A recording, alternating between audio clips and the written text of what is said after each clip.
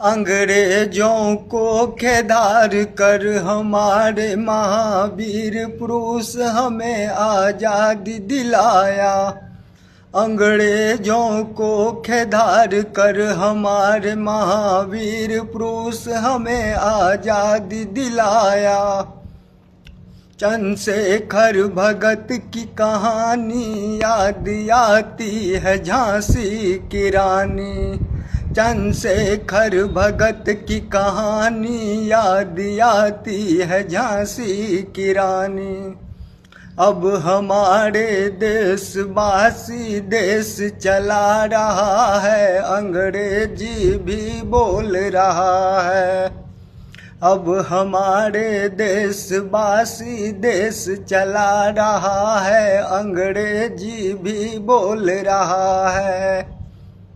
तो जय हिंद जय भारत।